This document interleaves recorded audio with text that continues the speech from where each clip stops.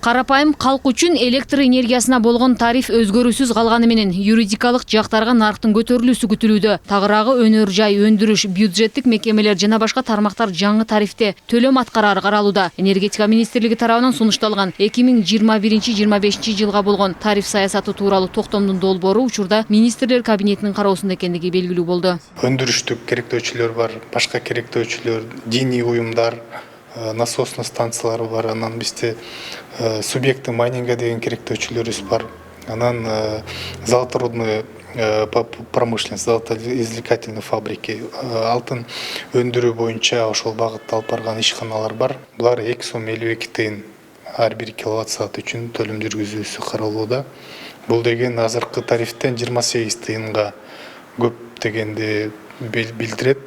Бирок бул юридикалык жактардын баарына эле электр жарыгына бирдей баа көтөрүлдү деген түшүндүрбөйт. Мисалы, алкоголдук ичимдиктерди өндүрүүчү ишканалар үчүн мурун киловатт саатына 2 сом 52 тыйын төлөнсө, эми ар бир киловатт саат 5 сом 4 тыйын болду.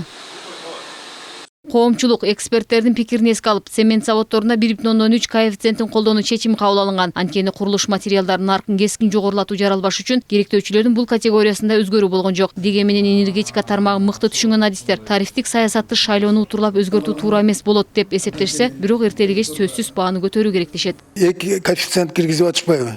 1,3 анан 2 деген.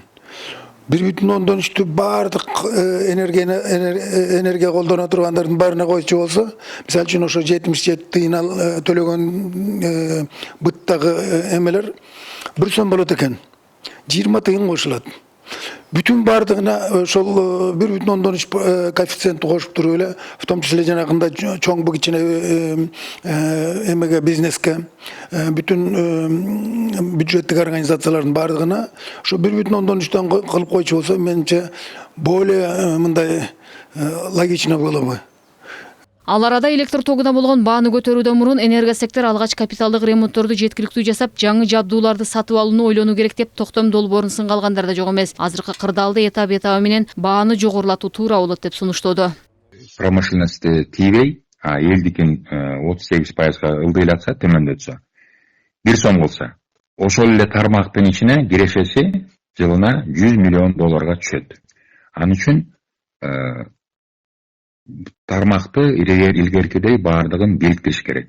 Бириктирсе ортодогу ортомчулардын баарын жоюш керек. Импорт, экспорт, ички электроэнергияны таратуу бүт баардын тикелей түз Кыргыз энергия деген мамлекеттик тармак өзү баарын жасаса, өзү линияларды куруп, өзү баарын башкарса, анда жанагындай $100 миллион кереши түшөт.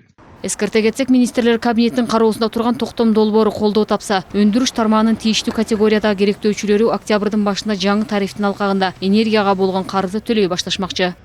Шекер Сатыбалдиева, Алтынбек Сакиев, Нью ТВ.